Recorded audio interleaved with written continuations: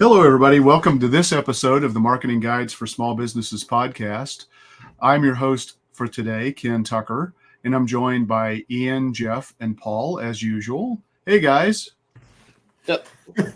So this is going to be fun because it's going to be probably stream of consciousness answers because I didn't really give these guys our topic until just a couple of minutes ago. We're going to talk today about what gives us joy in marketing. I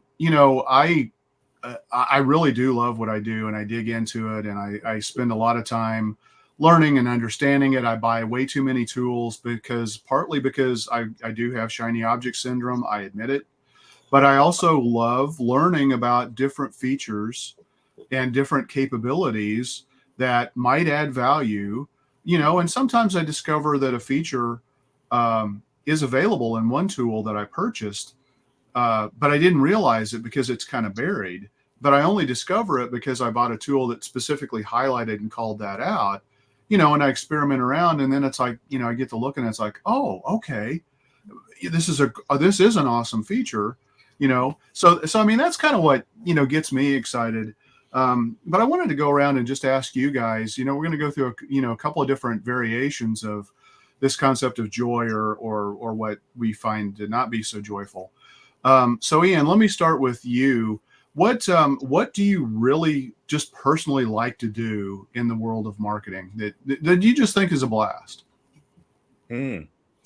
I mean, the part that gets me super excited is when I see the results that we produce for clients, right? And I think we all feel that way. Like when we can produce results for clients and it impacts their bottom line, and even more than that, it makes their businesses thrive and helps them thrive as people in business.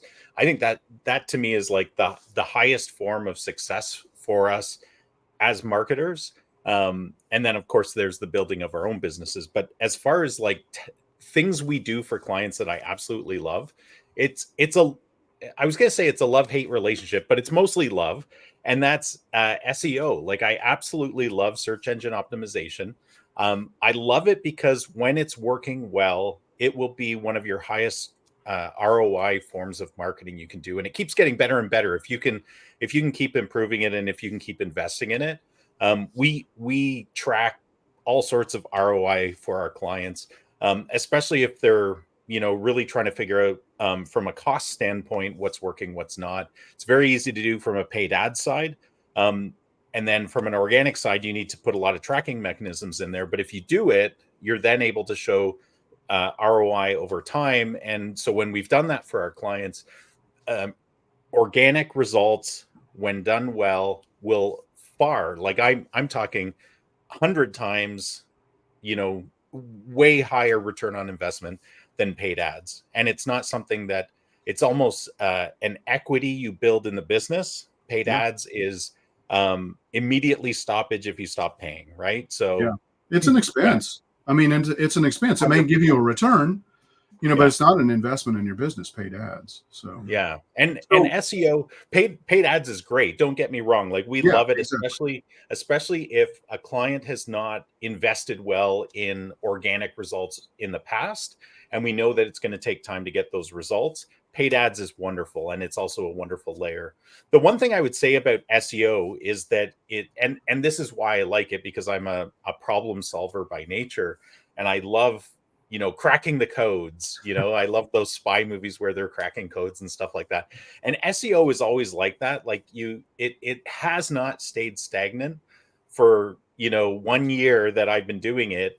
Every year, every 3 months, it's radically changing. There's new, Google's updating algorithms, or the tools are changing, or there's new ranking factors, whatever it is. What stays the same is that you're trying to be the most relevant result for the people searching for your product or service, right?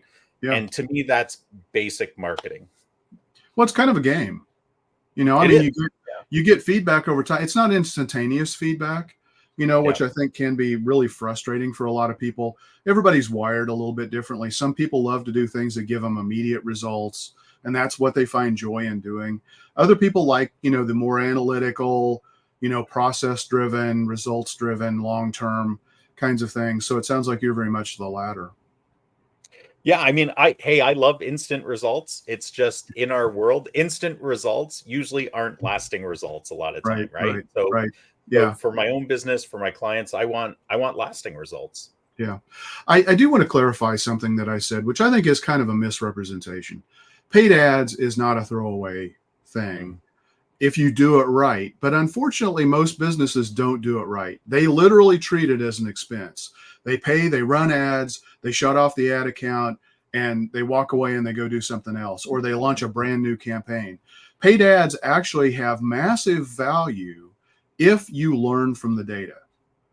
And so you can build a campaign, even if it's only a short-lived campaign, even a couple of months, campaign, as long as you take and learn from that data before you build your next campaign, and you do testing and you do audience segmentation and all that, which is also going to feed into the SEO work that you want to do. So I kind of made it a flippant statement there, but it's really because most people, they really do just think ads are churn and burn, just run them and I'm done and I'm moving on. And unfortunately, a lot of agencies, perpetuate that way of thinking, Yeah. and they leave the clients high and dry. They run their ad campaigns. They don't share any of the data. None of the data is owned by the client, and the poor client has to start from scratch. So And anyway, And there's I no think, there's no set it and forget it marketing period, right? Like right, I can't think of one marketing channel where you can just do some work and leave it. Like paid ads now is constant form of optimization. Like Google has made that part of the system. All the right, platforms require it. If you want to get the highest results and the best cost per click value, the best cost per conversion, the best cost per acquisition, you need to be in there all the time and you need to be optimizing. Go ahead, Jeff. I was going to say, I think what you just said bears repeating a little more, in that ads on the surface appear to be an expense. You pay money, you get something from them. You stop paying money, you don't get anything from them. But you're absolutely right. It's the learning that you get, the testing that you can get, but also you can use it to build audiences, right? You can use ads to drive traffic, especially a small business starting out early on. You can use ads to drive traffic and then use retargeting on the website to build audiences. So there's that. In that sense, I'd say ads are maybe like 80% expense, 20% investment.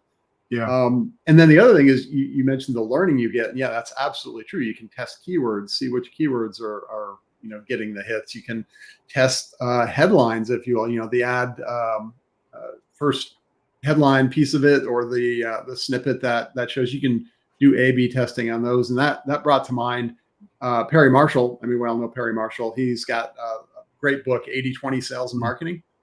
He actually picked the title of that book from A/B testing some Google ads. He was in the authorship of it. I remember him talking about that, and that was an A/B test of a Google ad to do something like that. So yeah, there's all kinds of things that you can get that will then carry on through to other things. But by themselves, is the way a lot of agencies run them. It's a pure expense. So you gotta be thinking ahead and planning it in, integrating it into the system, making it part of the holistic marketing and one element of omnichannel. well, and if I don't want to go down a rabbit hole, but if you build an ad campaign and you learn from it in the right way and you've got it optimized, you can clone that ad campaign. And let's say it's for driving traffic to a webinar, but now you want to have somebody download an ebook. I mean, that the ad structure and what you learned, Mm-hmm. there's a lot of portability there. But sadly, most people don't do that. They literally start from scratch each and every time, and it's just they're throwaway campaigns, and it drives me nuts. So I think that's one of the dangers. And it's not just Google. There's many platforms that make it easy. And as soon as you delegate, you hit the easy button and you let it start writing copy for you. Let it start writing headlines. You let it start figuring out whatever it needs to do. Now that AI is in the picture to just get clicks. Yeah. If you're delegating all that, you're giving up a lot, and you're giving up opportunities to learn. You're giving up opportunities to control how it goes and direct it to the results that you want. Yeah. So Jeff, I'm going to go to you next. What do you like to do? What do you think is just that you have a lot of fun doing in terms of any aspect of the marketing work that you do? Yeah, I'll kind of answer that from 2 points. I think, like Ian said, getting results for clients. I mean, we all love getting results for clients. For me, it's even more when we see the clients showing better in the marketplace, it's not just about numbers. Now, I'm an engineer by background. I'll talk about that in a minute. But, don't get me wrong, I'll look at spreadsheets all day. But to me, it's not just about the numbers and the results. That's part of it. But it's really seeing the clients we work with pull ahead from the competition. We're working with a roofer in town. When the roofer starts to show results that are equal to the big boys, the big companies, when they start to say things like, we are now getting our results from Google instead of ads or word of mouth, Google SEO. That's when we start seeing them showing up in that qualitative kind of way as well as quantitative. That's on the external side what I really love. On the internal side, I'm an engineer by deep background. I joke I'm on career 3.0. I can't hold a job. Career 1.0, 1.5, we're in the engineering world. I was a chip designer in the Cube. And then I moved to small business ownership, career 2.0, and now marketing agency. But the engineer in me loves solving problems and building things. And that's a source of great joy and a source of great frustration, because there are so many bright, shiny objects and so many things that are changing. And it's a lot to keep up with. And then I can take that back to a value add. When I can take that off a homeowner's plate and see them go, I don't have to worry about that anymore. I don't have to deal with that anymore. I'm glad I got you running it for me. That's really gratifying too. Yeah. So, intrinsically, it's solving problems and building things. Externally, it's, working with customers and getting results. And then there's also a little part of me that likes the education aspect. When I joined the Duct Tape Marketing Network, we've talked about duct tape a lot. It was very much a coaching orientation. I thought I was just going to be a marketing coach, and then wound up going all in. So many business owners would say, that's great, I understand it, but I don't have time to do it. Can you do it for me? But the coaching and education aspect is still there. I like explaining things to people, and even if they don't necessarily go off and do it themselves, at least they understand it. And that, I think, is something too that so many agencies are missing. Pay no attention to the man behind the curtain. We're just going to give us dollars, we'll get some magic results. And we don't, you don't need to worry about how, you don't need to worry about whether they're going to last when you stop it. I like kind of demystifying things and letting people know what's going on and making them involved as they want to be in it. Yeah, I agree. I'm a philosophy major as an undergrad, and I love learning. I always have. I don't read recreational much anymore, because most of what I read is, to stay on top of what's going on in my profession, because that's really what I love. It may sound crazy, but it's where I get my biggest joy, I think. That, and I love looking at the big picture and figuring out how the pieces fit together, and really come together. We've got this big toolbox, and it's like fun to pluck this out over here and this out over here after we understand what really is truly needed, to best support a client and build a marketing system for them. We've got, some go-to things that, are almost always, good things to consider. Google business profiles for local business, for example, that's a no-brainer. But it's fun to be able to add some of those additional tools to the toolkit. So, and I love learning about those additional tools, and just the latest marketing trends and success stories that people are getting and different ways to do different things. And, to me, I'm like you, Jeff. I think I'm not an engineer because I hate detail work and it drives me insane, but I like it enough to where that's always piqued my interest. But what I really love, and why I left the world of information technology back in 2005, is because I love the creativity of marketing. Mm-hmm. So, Paul, how about you? What do you find joy in, if anything? That's an interesting question for me, because anyone that knows me, I'm a pragmatic, technically oriented person, and for me, kind of going off what Jeff said, I like building things. I love marketing automation and building those automations. AI bots, which is something not completely new, but fairly new. And, building a couple bots for some clients, it was both frustrating and enjoyable, because there was a lot of problems that needed to be solved. And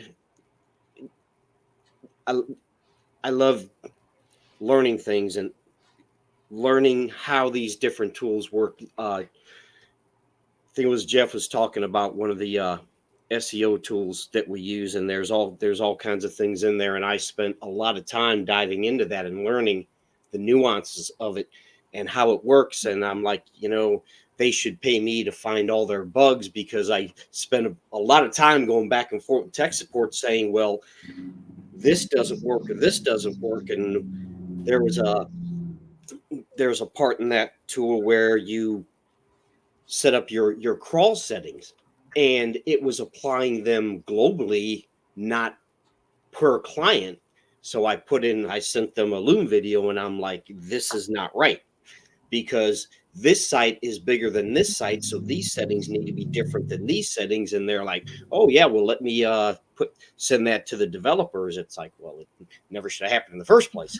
But in the world of modern software development, that is the norm, unfortunately. Yeah, absolutely. And so I'm waiting to hear back from them on that. But yeah, I like building things. I mean, I do interact with customers, not to the extent that Ken does or maybe anyone else, but yeah, I like building things. I love building the marketing automations and learning how these things work and deploying these solutions that we come up with.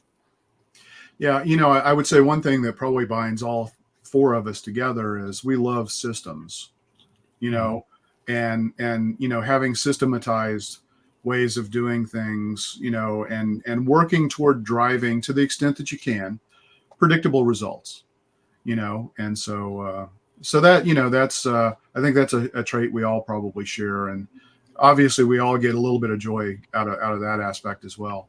So Paul, I'm going to start with you. I want you to go into a little bit more depth. Why do you like, and I want to talk tactics here, not customer results. Why do you guys like to do specific things? Paul, you talked about marketing automation. Why do you like to do that so much? I think it's just the way I'm wired, so to speak. I mean, there's some people that are very creative, and they like it's like, okay, why are you creative? Why do you like doing this? It's why is someone a good engineer and someone is a good guitar player? It's just, I think part of it is just the way your brain is wired. But I think it comes down to solving problems. When you're building a marketing automation or you're building an AI bot, you might not think of that as solving a problem, but you are. And you have to, with the AI bots, you have to teach this bot its artificial intelligence, and you have to build it and customize it for each individual customer.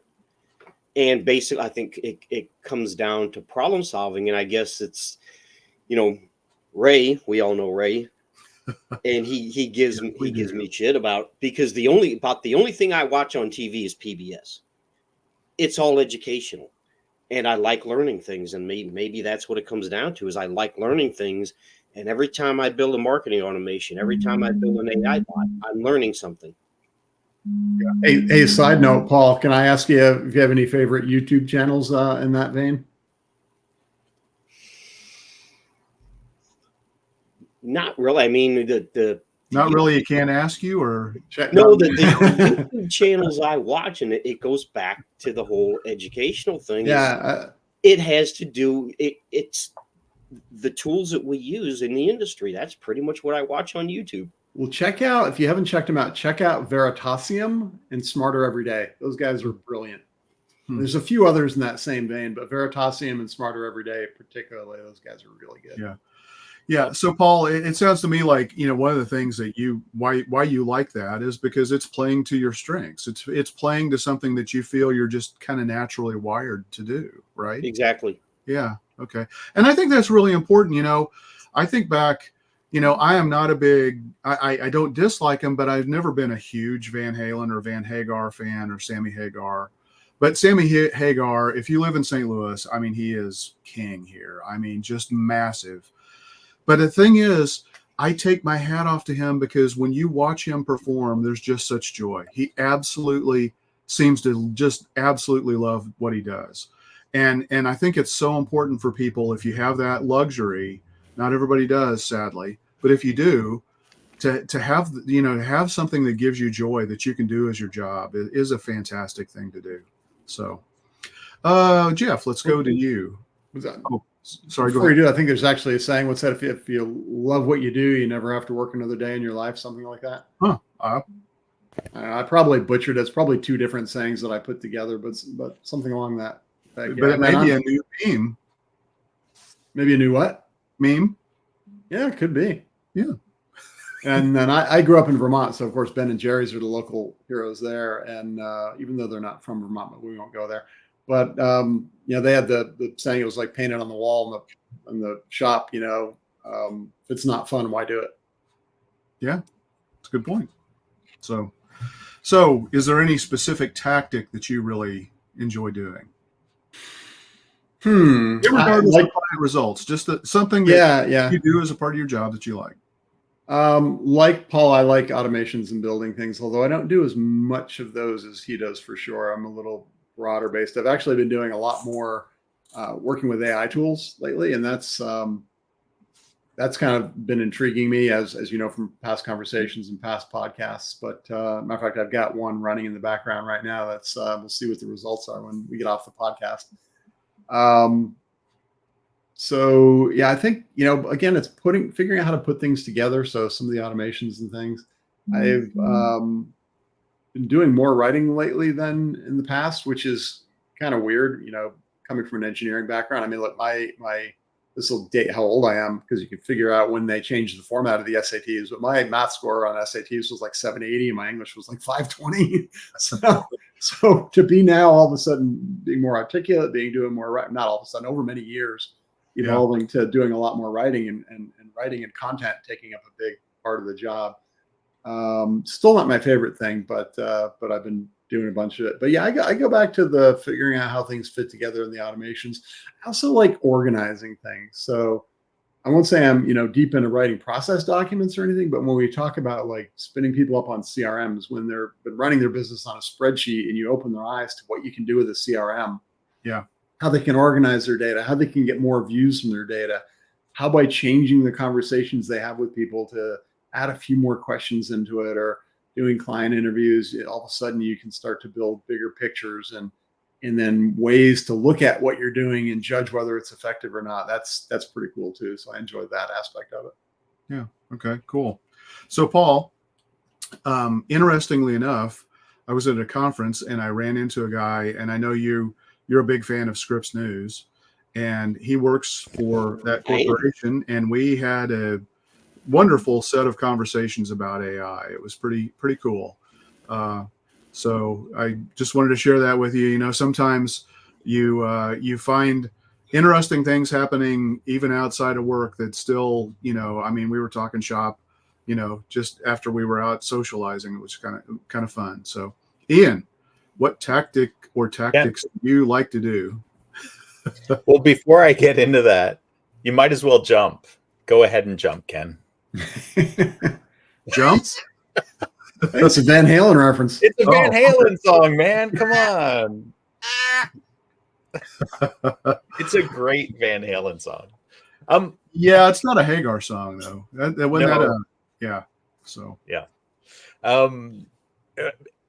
It's funny, like, as I'm sure you guys do this occasionally, you know, when you're, you know, sitting under the stars or have a few moments of reflection, you wonder what is it that I actually love to do. And over the years, I've seen some common things, and I talked about problem solving, but I think orchestration is something I love about marketing. And it's actually what brought me into marketing. I originally studied as a graphic designer, web developer, did that for a number of years. But what drove me nuts was that people would come to you for a specific tactic. I need a brochure. I need a website. I need something that my competition is doing. And outside of that, they would have no strategic purpose. And you'd start to ask probing questions like, well, who's your ideal client? Well, what is your top performing service? Some people know that kind of stuff, but they've never actually put it into a plan. And so, that's what, our circle of friends here, our circle of guides, we all got connected because of our desire to learn strategy and a holistic approach to marketing and bring that to the marketplace. And that's what attracted us, I think, to Duct Tape Marketing. And so I would just say that holistic feel, that orchestration, which runs through SEO, which is a tactic, right? It's also a strategy. Automations like Paul's talking about and Jeff mentioned, like I love doing that because if you can orchestrate the right things, rarely does one marketing instrument get you where you want to go to play the music you want to play, which you're trying to achieve your goals. You need an orchestra. And, we'll get to the things I don't like in the marketplace or marketing, but one of those is out of tune marketing, right? So yeah, I would just say I that doesn't really fit the tactical question you're asking, but that's kind of what I'm thinking about when we talk about this subject. Yeah. Well, I mean, I kind of agree with you. I do love the orchestration aspect and fitting the pieces together. I love building solutions, and sometimes I build solutions that nobody wants, but they're fun to build. But most of the time I try to be really pragmatic, and I'm working on something right now that I am just super, super excited about that I can't share, but that's kind of the long game, kind of the big, the bigger efforts.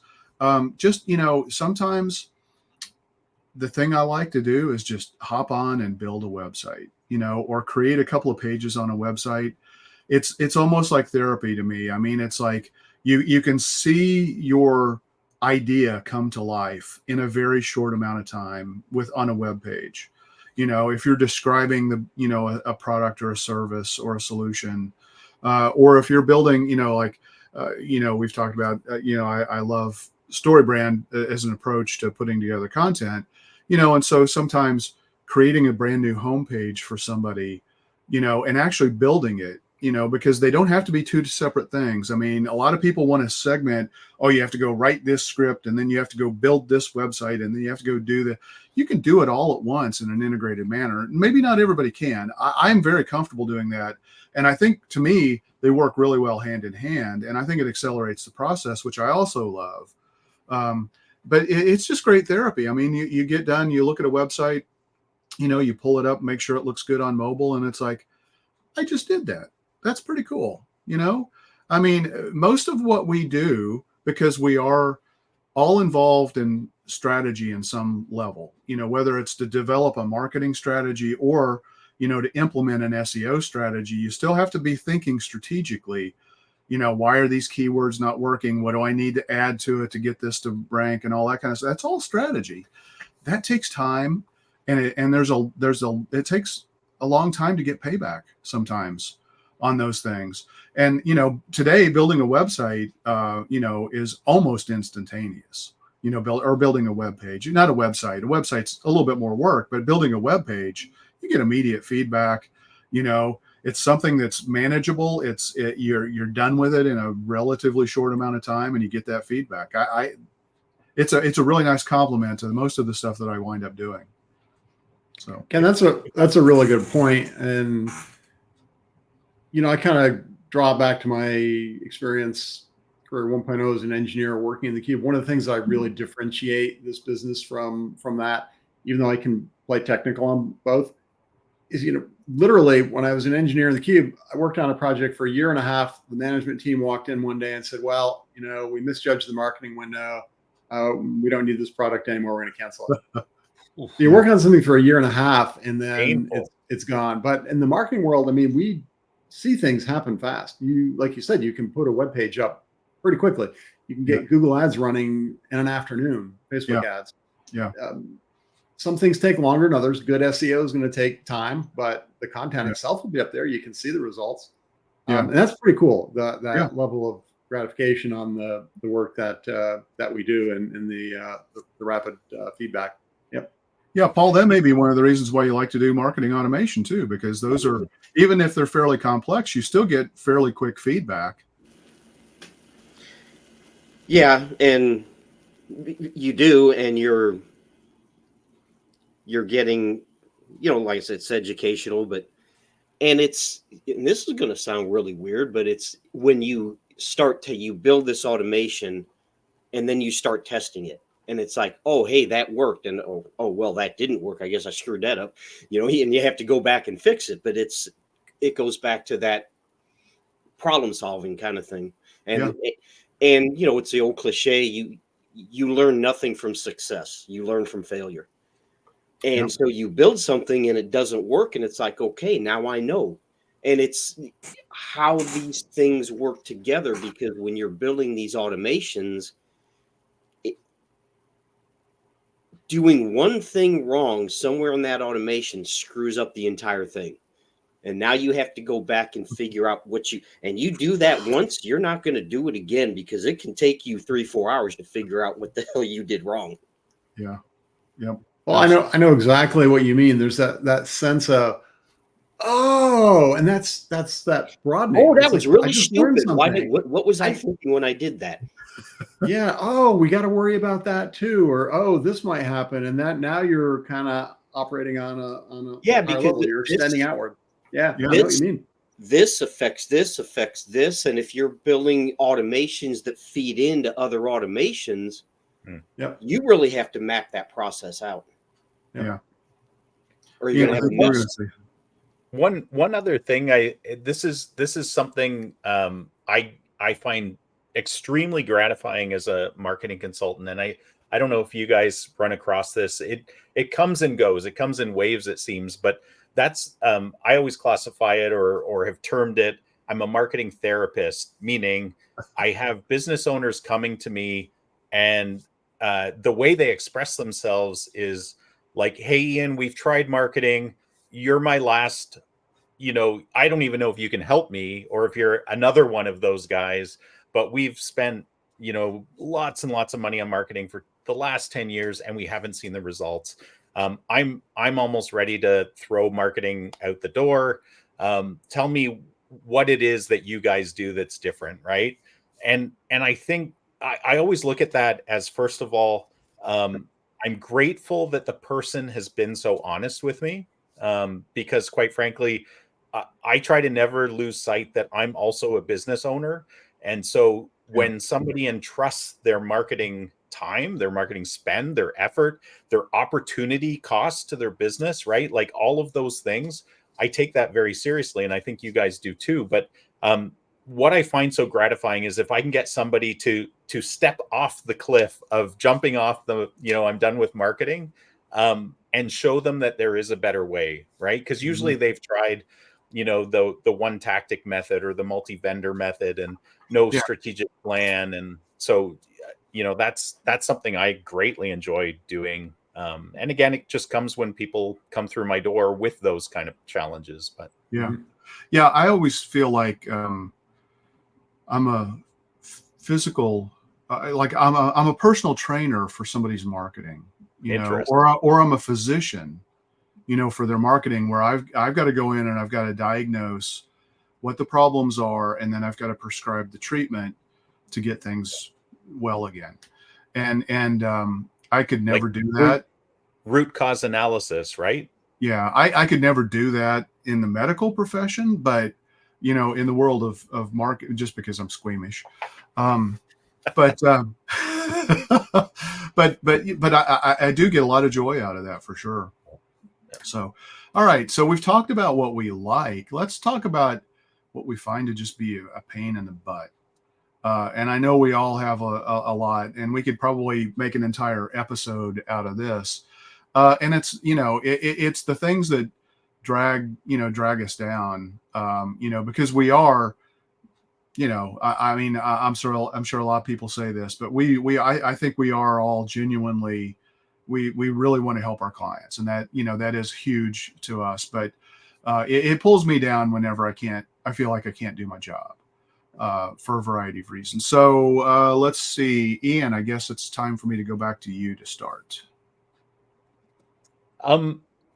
I think I'm not even gonna, again, I'm not fitting your mold for this topic, I guess, but because I always think, and we all do think bigger picture. That's not to cast a different view, but I would say the things that really I find challenging and troubling are when clients chase after the shiny objects. So shiny object syndrome. And this isn't just with, small business. I experience the exact same thing in the multinational Fortune 500 companies I worked in my corporate days, right? Like, the president would come along and say, hey, we need to do this. And the whole marketing department's like, you're crazy. That's not going to work, right? Like, trust your people. Yeah. And so, TikTok comes up occasionally with clients. And so we do some research. We've talked about TikTok before. TikTok can be a viable platform for some industries, for some businesses, that kind of stuff. But show me the data or throw some added expense or budget towards it. We'll test it, because marketing, if you're not aware, our listeners aren't aware, marketing is basically taking a hypothesis, putting it into play, measuring it, monitoring it, optimizing it, and tweaking it to get better results, right? But, even if you use best practice marketing, which we all do, we have systematic approaches to our marketing, you don't know it's going to work until you put it into place, right? The likelihood of it working, because we do follow best practices, is in the 99 percentile for most businesses we serve, right? But until you put it in play, you don't know. So, stuff like that, the shiny object syndrome at the expense of solid marketing, that stuff drives me absolutely crazy. I'm always trying to talk people down off of that ledge, because, social media in general is very deceiving, because we as consumers, our personal accounts can get a lot of views and we're very active in them, or some people are. And so that it creates this perception that social media is easy, but it's not for businesses. It's absolutely not. And rarely, especially in, professional services, stuff like that, like social media, I have yet to be proven wrong. I'm always open to being proven wrong. I don't like it, but I'm open to it. And that social media challenge is going for our listeners this week. Seems like a challenge. yeah, challenge. But show me, like, how is social media going to outperform SEO, paid ads, email marketing? Like, for professional services, I have not been proven wrong yet, and I want to be. I want social media to prove me wrong, because so many people believe it. But things like that, I do find challenging. And you're talking specifically organic social media, not Organic, or paid even paid ads sometimes.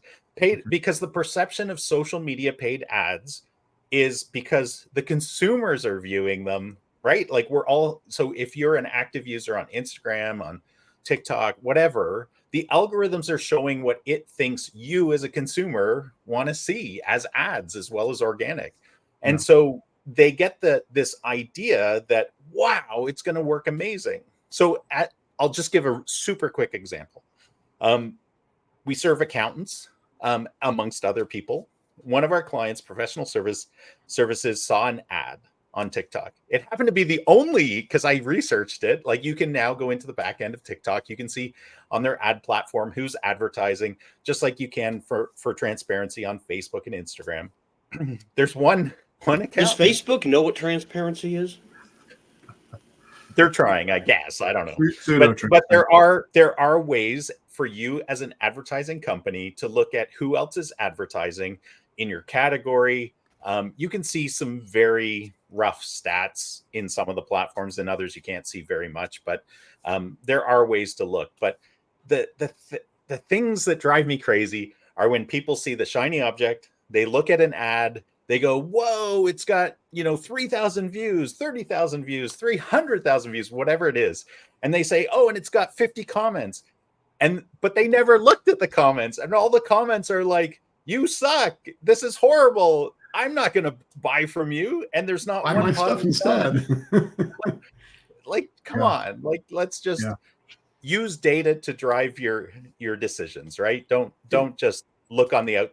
It's the old adage, you can't judge a book by the cover, you can't judge an ad by its comments unless you, or by its stats unless you drill into those stats. So Ian, while we're going down this rabbit hole, we talk a lot about who's your ideal client persona, their buying behaviors. What we don't talk about as much is that their behaviors vary based on the situation they're in, the environment they're in, right? Yeah. I worked for a company for 5 years until they got bought out that did software for hospitals. We didn't advertise on Facebook. Now, hospital administrators maybe are on Facebook. They probably are. They're keeping up with their kids. They're unwinding. They're watching, Facebook Reels. They're not actively on Facebook looking at hospital software, hospital related things, healthcare performance improvement. They're doing other stuff. So if their behavior doesn't line up with the platform you think you should be on, even though they're in your target market, the platforms, the algorithms won't know it. It goes back to, I think Paul, you said, or maybe Ian, that, the algorithms are tuning for, let's show you if you're a CEO of a company, but you unwind at the end of the day by watching cat videos. Guess what? You're going to get a lot of ads for cat videos or cat food, reels or cat products, right? You're not going to get hospital related stuff because that's not how you use the platform. So I think, again, part of matching it is, go ahead. And what's interesting with what you just said too, Jeff, is that depending on where you're located, that also plays into the algorithms, right? So if you're a hospital or an administrator in a hospital, or say you're a dentist and you don't actively, do a lot on social media in your place of work, you're giving less signals to the algorithms, right? So they can, they scan so much about us that they probably know anyways, but they're not going to be as effective for sure. What do you think, Paul? Do they know? What's that? Do you think they know a lot about us, the algorithms? I think they know everything. I think Google knows more about you than you do. And keep in mind, if you're going to do anything on TikTok, just recognize that TikTok's sole reason for existing is to steal your personal data. Yeah, I always tell people, get another rabbit hole. I always tell people, you think all of these quizzes, what place should you retire to? What's your favorite, Disney character resembles you? They're not about telling you where you should retire, telling you who your favorite Disney character. They are all about building profiles. Yep. Absolutely. All right. So Jeff, that's why you don't give them honest answers. You screw with them. Like the people that call you and they're gonna send you. Oh, it was, remember the Spectrum scam where they wanted you to go get a Target gift card and they were gonna. Oh, I strung one of those guys along for a whole day. That's exactly what I did. I kept him on the phone for like 3 hours, and then I said, I know this is a scam. I was just going to screw with you. And then I was going back and forth. Oh, I'm sorry, I'm really busy. I can't. I was just going back and forth for a while, and they wanted me to send them images of the card, right? So what I did was I sent them 10 images of somebody flipping the bird. So Jeff, let's find out what brings you down when you have to do certain things or things that annoy you. Yeah, well, I've talked about being an engineer, high analytical, and I'm sure you can, Paul, you can appreciate this as well. We're detail oriented. We're, big picture, small details, fitting everything together. And when all those keep changing, deprecated is a word I wish was never invented. Right. When everything keeps changing in the underlying pieces, parts, and how all of these things we use to build these systems keep changing, and you got to keep up with it, and you got to fix it, and you got to fix it again. That's a real drag. I turned that into a strength, saying, hey, I can do it. And by the way, Mr. Client, I can do it, so you don't have to. You could figure this all out and you could keep up with it all, but do you really want to? But yeah, just the minutia and the details of things that they're probably changing for good reason, but it seems that they change more often and unnecessarily. And that really drags you down when you're trying to fix something and it's broken because of some stupid thing some third party did because they didn't think of their customers. Yeah, that's a drag. And then, just the time it takes to keep up with everything is unnecessary overhead. Well, it's necessary overhead. I wish it was unnecessary, I should say. That's not my favorite thing in the world to do. But yeah, fighting with things to keep all the balls in the air is the thing that brings me down. Okay. Paul, and keep in mind, we only have a few minutes left. Okay, so are we going to do things that annoy us, really annoy us? Because I can get myself in a lot of trouble here. I think it's important for people to realize the things that happen that keep us from being able to do the maximum that we can. Well, I think one of the things, and this is fairly recent, and it's kind of a love-hate relationship, is Google Ads. Because I'm not going to say I hate Google Ads or hate doing them, but they're on a mission to be as obnoxious as Facebook. And, something Ian said earlier about Google constantly contradicts itself. So Ian said earlier, you have to be in there constantly optimizing. But Google will tell you that when you make a change, you should wait. And this is on the responsive search ads. You should wait 2 weeks before you do anything so the algorithm can adjust. And if you're running a Performance Max campaign, you should wait 4 weeks. It's like, well, that does not serve the client. Because if you run a Performance Max campaign and you make a change, you change something, and now you have to wait 4 weeks to see if it made a difference, that's not serving the client whatsoever. And this isn't a client-based thing, but dealing with software platforms whose documentation sucks or is non-existent. I'm sure we have outdated. Yes, or outdated. I'm sure we've seen that. And this is where I really get myself in trouble is clients they're going to do everything themselves, but then they think they should get free tech support. It happens to all of us. And that's just not a realistic expectation. Mm-hmm. Yeah. Those are good points. For me, the thing that brings me down the most is sometimes our clients just won't let us get started, or it's not their fault necessarily. It's because of the relationship they had with a previous marketing company. They have access to nothing. Yeah, they have getting access to the accounts so that we can go do our job. We lose money every month, the first month, every month, because that is such a problem. I swear, I am not exaggerating. And I don't know if it's intentional by other marketing companies to sabotage good marketing companies so that they take the joy out of the beginning of a brand new project where you're hopeful and you're excited. And it's like, okay, finally, I figured out a company I'm comfortable with that's going to go help me get these results. And then the first month is just pure hell because you're trying to figure out where is their account? Why did they move their email, their MX records away from their domain to some crazy place? Why did they buy their domain in this really horrible place? And, why didn't they give the customer control? And I get, in some cases, there are some solutions where people want turnkey. They don't care about that stuff. They just want to, flip a switch and have stuff go.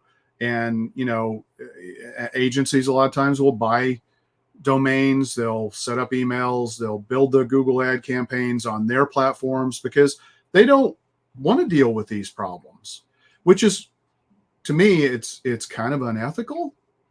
I think because I don't think any business really realizes that that's what's actually happening. But it's so frustrating. The other thing is, a client will go cheap because they say, we're going to do, we want you to do this, but we're going to do this piece and then give that to you. And then they never do. And then you can't ever get started. I mean, it just drives me nuts. It's like, don't be cheap with your marketing. It's like, are you going to build your house on quicksand? I don't think so. be honest and be realistic with yourself, and recognize that when we make a prescription, we're not just doing it to pad our wallets. Some people may be out there doing that. I don't deny that. I don't think any of us are going to do that. We're trying to genuinely build a really high performing solution to address a specific pain point or a set of pain points that our customers are having related to marketing. So, it's just those are the things, and I love my customers, I do, but sometimes, the scenarios that they put us in make it impossible for us to do the job. And this job's hard enough as it is. And a lot of times the results take a lot longer than most people think or expect. SEO is a perfect example. That is not flip the switch, get SEO started, and boom, day one, you're ranking for the keywords that are the most important for your business. We all try to drive fast results, and we may pick and choose some secondary keywords that are going to drive quality results and generate revenue to kind of fuel the rest of the marketing efforts and, whatnot. But, it's like, you go to a doctor and you're not going to do what they say. It's kind of like that. And I'm just being blunt, and I may piss people off, but I think it's important to realize, don't hamstring us from the get-go. And if your previous marketing company has done so, bear with us, because we're trying to do the right thing for you and get things under your control for the better, for the long term. But that may mean that, the first month may be crap, because it's just the situation that we find ourselves in. Ken, you just triggered two things with me. One is that what the twitch is? We're complaining about clients. One is clients that don't take all the advice. We say you should do X, Y, and Z, and they say, well, I just want you to do Z. And then you really need to do X and Y. No, just do Z. We'll talk about that later. And then they go, hey, you're doing Z, but you're not getting results. It's like, why didn't you do X and Y? Right. And then the other is, go ahead. Yeah, well, we're not rookies at this. Look, right now there is a proliferation of people who don't know jack shit about marketing, who are now calling themselves as marketing experts. Anytime there's a down economy, anytime there's a shift in, people doing mass job migrations, this is going to happen. We've been doing this my company, I started in 2005. I know you guys have been either in marketing or doing marketing for a very long time. We are not rookies at this. We know what it takes to get results. Yeah. It almost seems you triggered another thought. Almost seems that is digital marketing the new realtor, right? Everyone rushed into being a realtor, right? And most realtors are not very good. They do 2 or 3 sales a year, I think, is the average. Yeah. It seems like everyone's a digital marketer these days, but they're not approaching it strategically. They're not approaching it holistically. The other pet peeve is clients that will constantly second guess. They'll go, well, I talked to this. So they met somebody at a network. They met a digital marketer at a networking event. Well, they said you should be doing it this way. They say, look, you hired us for our expertise. Let us do our job. If you don't like what we're doing, let's talk about it or fire us. But don't constantly say, well, somebody else said you should do it this way. Somebody else said you'd end up just, if you want to work with them, you can work with them. Yeah. And look, I want my customers to give me recommendations. It's like if we write a blog post, for example, they're like, well, it's on our website, but we really don't want to do that. We really want to focus on, well, tell me, and we'll learn from that, and we'll make sure forward, or it's like, if you do find out something great because you went to a networking event, bring it to me, and maybe it's worth investigating, but don't make it sound like I'm not doing my job. Yeah. Look, we are motivated to do the best we can for our clients because we want to keep them as clients and we want them to refer us to others. So yeah. Why would we do anything less, right? Yeah. But there is a lot of bad, wrong, outdated information out there. If you want to give us feedback and information specific to your business, that's one thing. if you're going to go out there and Google tactics or how to do something, there's a lot of bad information. And a while back, we had a client, this was a few years, I don't know, 4 or 5 years ago. I went to this website, and at the bottom of their website, they had all these keywords. Yeah, that's called keyword stuffing, and you'll get penalized for that. Yeah. So, Ian, surely you've got to have a pet peeve. If not, well, you know, I've got lots of pet peeves. I won't talk about for political reasons. You're not going to bring them up. No, the one thing I would, if I were to kind of give my biggest pet peeves, I would put two out there. One is marketers that are posers. I think you guys have kind of talked about that, but I would actually go as strongly as to say that there are some people that are fake it till they make it, and they have no substance or such little substance.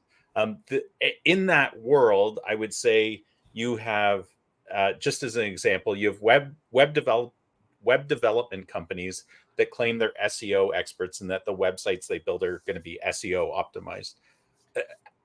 I would say like more than half of the websites we come across that once we're hired to fix problems were developed by a half decent web developer, but they knew nothing about SEO. And I'm not trying to paint the brush across every web developer, because there's obviously good ones, right?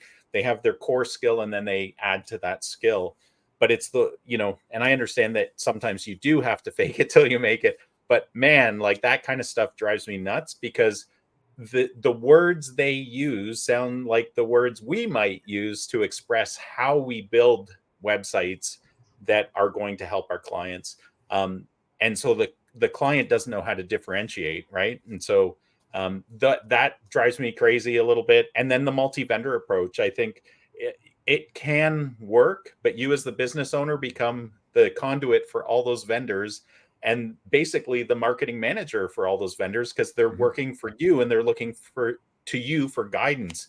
And I think as a bit of a pet peeve, I think business owners don't see it that way. They think, you know, it's like, oh, okay, it's almost the equivalent of I'm going to buy my chips from this place, my Coke from that place, and it's all the same. But it's not, because you actually have to provide guidance. You have to understand the reports they're giving, whether they're good reports or crap reports, right? Like it's, you know, I see a lot of problems in that method of marketing. Yeah. Yeah. And if you are going to have multi-vendor, one of those vendors has to serve as the marketing manager. You're just going to have to put your trust in one of those. But it never does. I've never seen that. I know. I agree. Because somebody has to have, you know, look, I'm not a doctor. You know, I am not going to prescribe medicine to people. I don't have that expertise.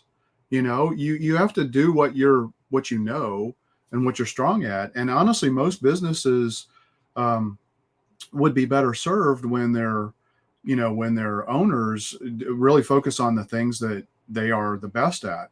And micromanaging a team of individual marketing companies is going to cause more problems, and it's going to dilute what you really should be working on. So especially if you're not well versed and deep into what they do and what makes sense, what doesn't make sense, and whether they're telling the straight story or whether they're stretching things a little bit. Yeah. Right. Definitely. Yeah, it's just not a skill set that business owners have, nor should they. Right. Yeah. It's not. I mean, it's not a criticism. It's why would you expect to have that expertise? You know. So.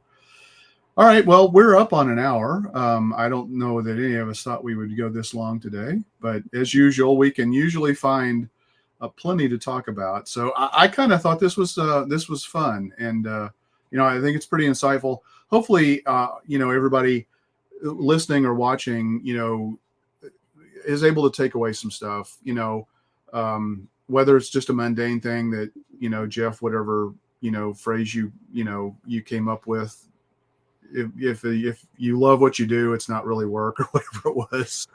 You know, it's something as simple as that, or just you know, before you hire your next marketing agency, you know, realize what needs to be in place for them to have a chance to have success, whether it's one of us or anybody else out there.